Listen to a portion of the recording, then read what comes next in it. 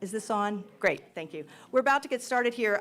If there's anyone here who's a member of the gospel choir, we were hoping a few of them would be able to help us sing our opening song, Lift Every Voice and Sing. Is anybody here that's part of that organization? There was a little, they're very busy this month, so we're going to get going by singing that hymn in just a second. We have a recording so we can all sing along, and it's printed. Anyone who doesn't know the words, it is printed in your program. So.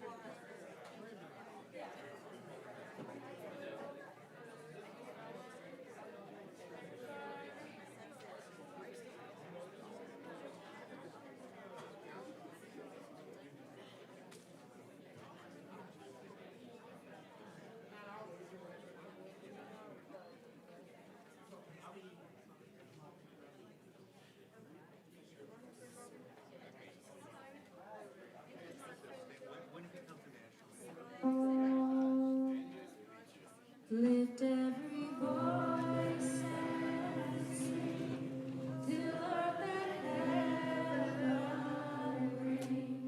Ring with the harmonies of liberty. Let our rejoicing rise high as the listening sky.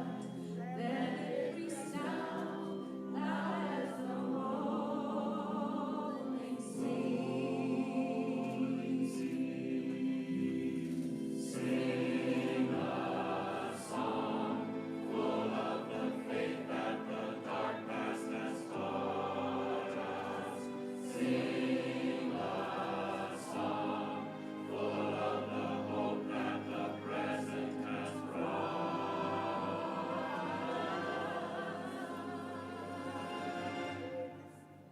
Facing the rising sun, our day beyond. Let us march on till victory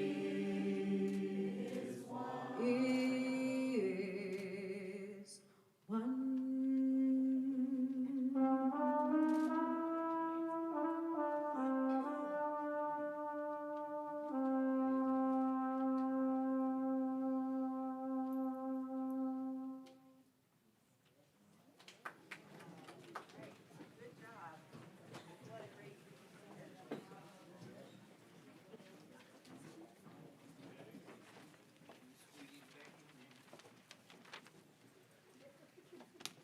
Good afternoon.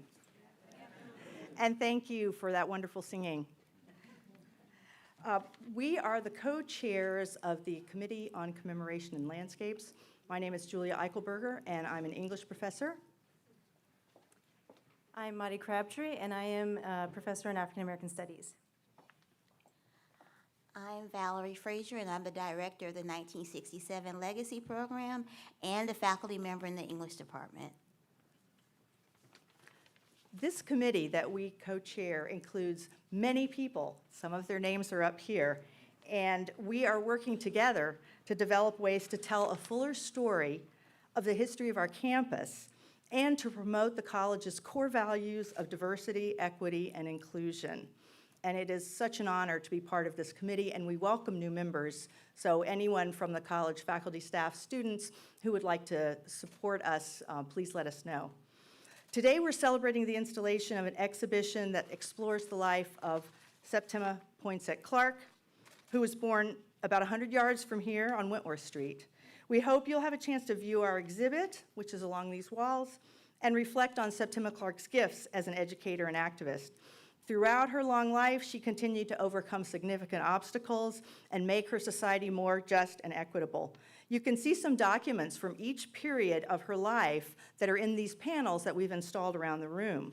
If you would like to learn more, you can point your phone to the QR code that's beside each panel and find there's an online essay with more information and images. Each online essay is keyed to a location that was meaningful to Clark during this period of time, and each of these locations is on or near this campus. The last essay in our tour, our online essay series, interprets the beautiful mural that's been installed in the hall outside this room, created by Natalie Days. We are so fortunate that she was willing to transform her portrait of Septima Clark into a large-scale mural for this space. We would like to recognize a few other people in the audience, our special guest.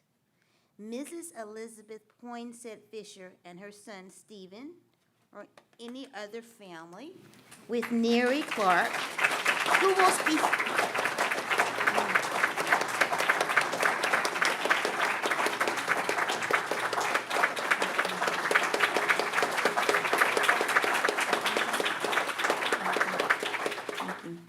Neri will be speaking to you shortly.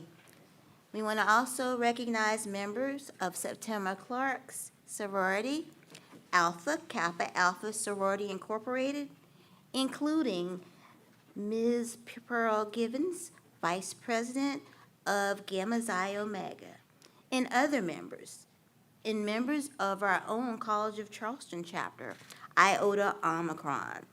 As well, any other members of Septima Clark's home church, Old Bethel United Methodist, and any other churches in our neighborhood. If you're here, please stand.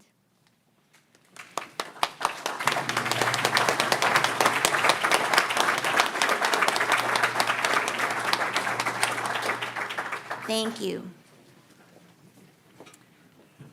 Finally, we would like to recognize the departments and programs at the College of Charleston who have so generously co-sponsored this exhibit. If your department or unit is listed in this program, would you please stand so we can thank you? I see you.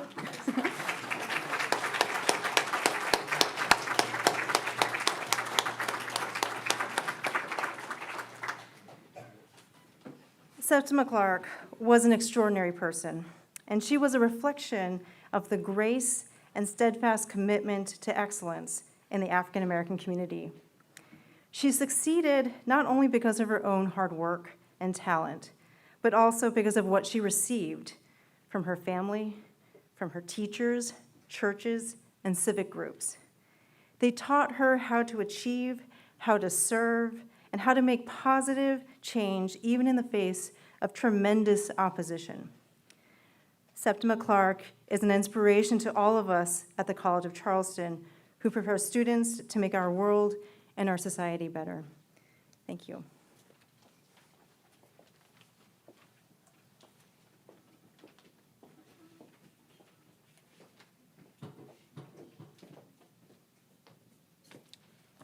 Good afternoon, everyone. On behalf of the College of Charleston, I would like to welcome everyone to this celebration of Septima Clark's life.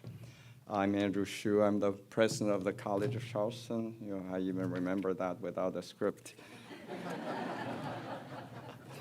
Let me first thank Professor Crabtree, Professor Eichelberger, and Professor Frazier as co-chairs of the Committee on Commemoration and Landscapes.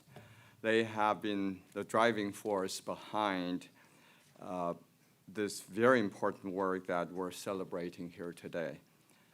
On behalf of the entire institution, I want to thank them for their passionate leadership of the Commemoration Committee.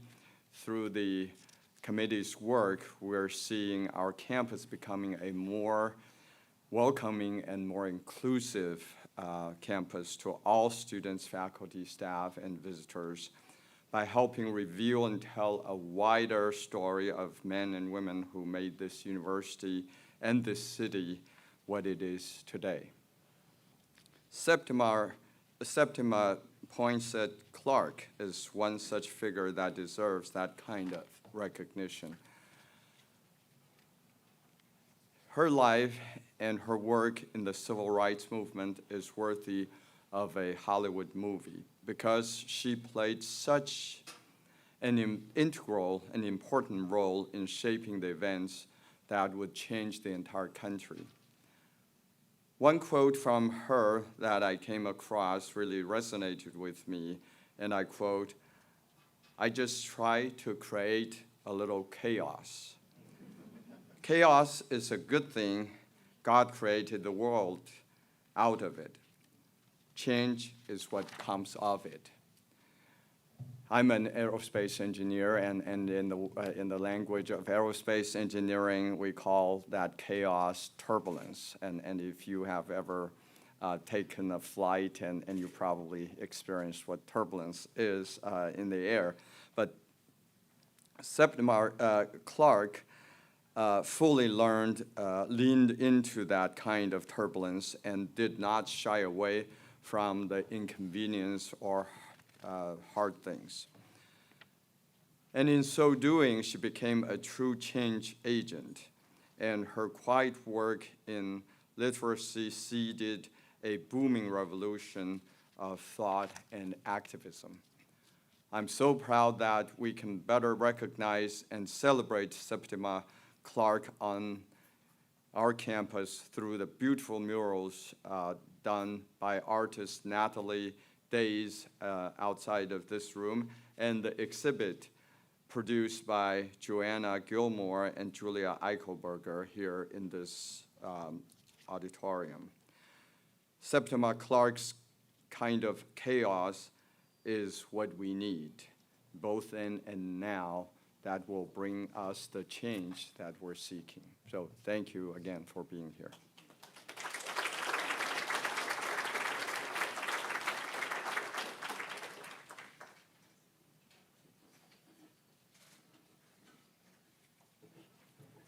Hi everyone, my name is Aaliyah Wiggs and I'm a freshman in the 1967 Legacy Program.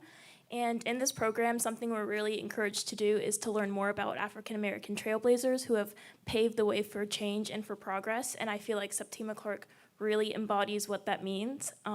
When I first learned about this exhibit and I got to hear more about her life, it just struck me as sort of surprising that all of these things that she did and had to overcome were never mentioned in history classes that we're in.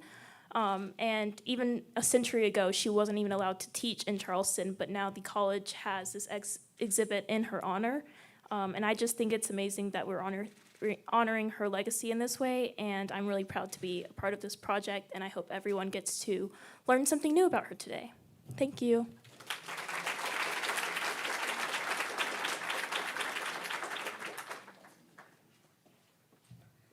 Hello, everyone. My name is Alyssa Kraft. I'm also a 1967 Legacy Scholar, and I am the first recipient of the Septima Clark, Esau, and Janie B. Jenkins Local Legend Scholarship. Thank you.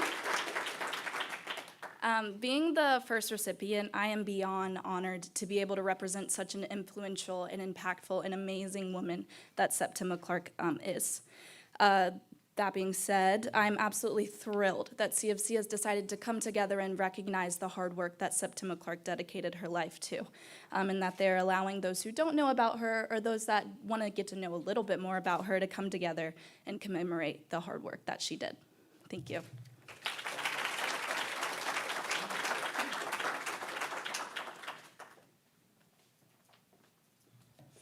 Hi, everyone. My name is Ridge Welch. I am a graduate of the College of Charleston. I graduated in 2019 with a secondary education degree and a history degree. I first learned of Septima Clark in my freshman history of education class with Dr. Hell in this very building. And that's a problem. And so I made it my mission as an educator that that's not going to happen, that people are going to learn about Septima before they arrive at college. When we learned about Septima, some of us in Dr. Hell's class were a little bit surprised to learn that there was really nothing signifying the relevance of Septima Clark on our campus. And so we worked as a group to raise money and place a historical marker at her birthplace just a couple blocks down the road. And I'm happy to see that the work is continuing with this exhibit. I'm also glad that this room was spruced up for the exhibit because when I took classes in here, it didn't look like this. But I'll finish up with just a little full circle moment that actually happened today. So I teach 8th grade social studies at Northwoods Middle School in North Charleston. And we had a living Black History Month wax museum with our students. And so the students were able to choose a figure from Black history, like any figure that they've learned about, that they already knew about. And they completed a research project, and then they also dressed up as that figure. And it wasn't for a grade, it was fully like they just did it. Not all students participated, but quite a few did. And one of my students today dressed up as Septima Clark.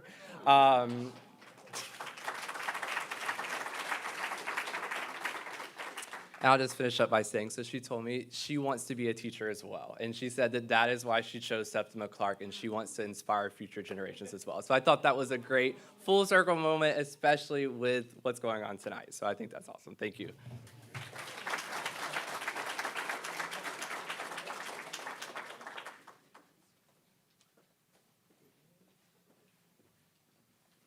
Good evening. I am Dr. Tamara Butler, Executive Director of the Avery Research Center for African American History and Culture, and I'm here really because of Mrs. Clark. I think it's important to recognize, as a person from Johns Island, I realize I've kind of been following her most of my life. So I went to Mount Zion Elementary School, which was directly across the street from where the Progressive Club once stood. I went on to graduate school, and in graduate school, one of the things that I was interested in studying was how do you teach about Gullah Geechee history to people, Gullah Geechee culture, and in it, I realized that there was a model that's already been set forward in the citizenship schools that Bernice Robinson, and Esau Jenkins created. And then I had the opportunity, I carried that as I trained teachers during my time as a teacher educator, and then I had the privilege of now being the director of the Avery Research Center. And so it really thinks about how you can come full circle. Also, I think I recently learned that my grandmother attended Promised Land as a child. We can't quite figure out if Mrs. Clark was her teacher or not, because my grandma's like, I don't remember. My grandmother was born in 1929, so I'm grateful to have her here with me. She's not in the room, but I think there's a lot of things that I'm hoping that we learn through this. One of it is that Avery, the College of Charleston acquired Mrs. Clark's papers in 1978. They've been processed. A lot of them are uploaded. Most of the materials are uploaded on the Low Country Digital Library. But I think the beauty of it is that there are boxes of her materials at Avery that I encourage each of you to come and see, because the exhibit is only made possible because somebody thought it was important to preserve the story along the way, right? And I think that that's key to this, is that we have these things because most people call them a pack rat, but we call those folks, vernacular archivists, because they found it important to save their own stories and to document their lives. So I encourage each of you to think about what Mrs. Clark leaves behind for us. And one of it is that she teaches us that it's always important to keep the things. So you can talk about citizenship schools, but you can talk about also what it means to keep materials and for people to keep the documentation. That's part of education, is that she's building and has left behind for us a curriculum of community organizing, a curriculum of how to uplift students, and a curriculum of how to be engaged listeners, critical thinkers, and being willing to stand up for things even when it may jeopardize your life, your job, and at times even people questioning your credibility. So I thank you all for this opportunity, and I look forward to seeing you at Avery.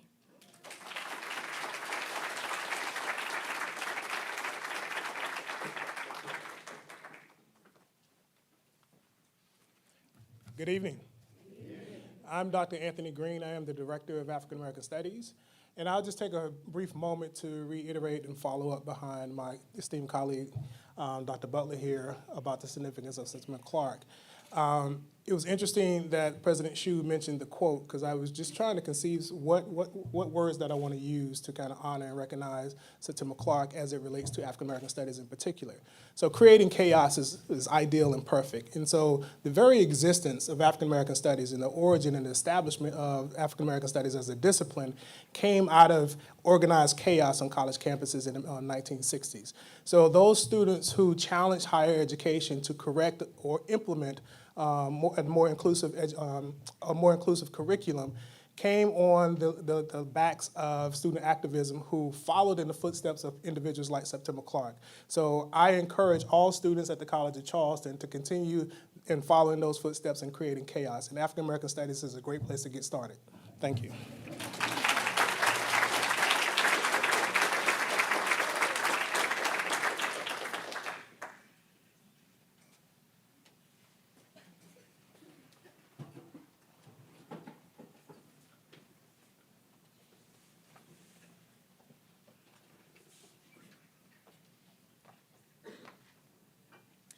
Good afternoon.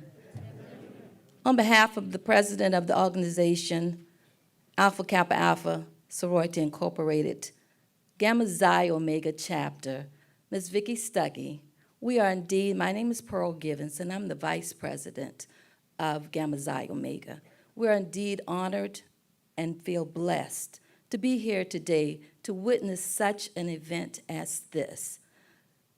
Septima Clark was president of Gamma Xi Omega chapter back in 1952. I don't think I was, well, I know I wasn't born then, many of you weren't born then. And she was president from 1952 through 1954. So back then, even then, her leadership, she had her leadership skills in addition to the other things that she did within the community. So she saw a need beyond the obstacles that was there back during that time to see further things, not only with the organization, in addition to the community. So we are indeed pleased that this event, through some of the members of the organization, saw fit to see this particular event come to fruition. So thank you so much for having us here.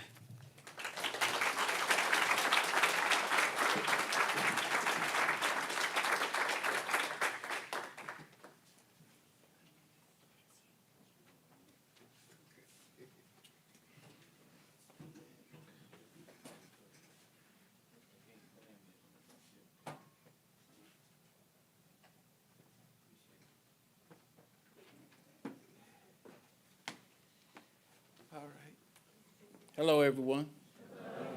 All right, I'll be brief. My name is Neri Clark, and Septima Clark is my grandmother. Let you in on a secret. It's very rare that I called her Septima Clark. She was Mama Seppi to us. Everybody knew Mama Seppi.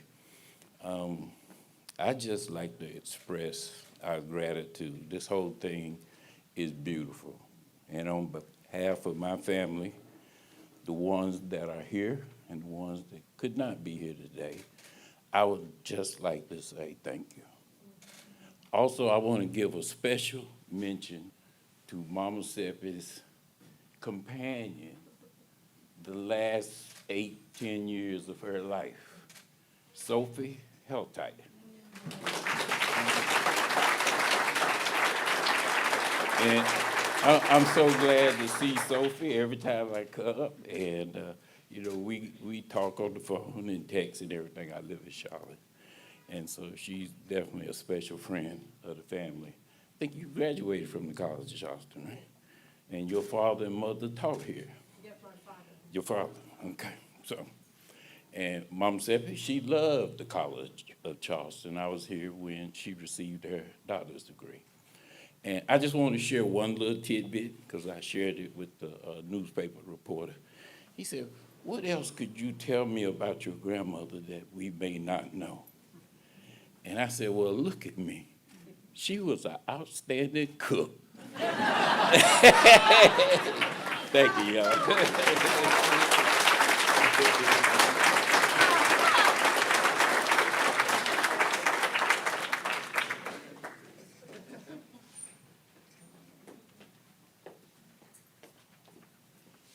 Thank you so much, everyone, for sharing your reflections on the importance of Septima Clark. I wanted to just remind you that we have essays about Septima Clark in addition to the exhibition panels that are along these walls. And if you'd like to see them, you can use your phone to get a hold of them. On the left is the Discovering Our Past tour. And there are quite a few other essays on that website that people from the College of Charleston, students and faculty, have written. And we're going to continue to write more essays. And you may know of a topic that you'd like us to write an essay about and share. So please let us know if you have some ideas. On the right-hand side, the Committee on Commemoration and Landscapes has taken a survey to find out what people are most interested in. As we continue to interpret our history on campus, we'd like to know what you're most interested in. So if you would like to take that survey and you haven't already, you can just point your camera there, and it only just a few multiple choice questions. We'd love to know what you're interested in. So I hope you'll enjoy the exhibit and the reception. I want to thank so much the Office of the President for sponsoring that. And again, so many thanks to our guests that are here today. It's just very touching to me and quite an honor to be part of this today. So to take us out, we'll play a little bit of music by Ranky Tanky.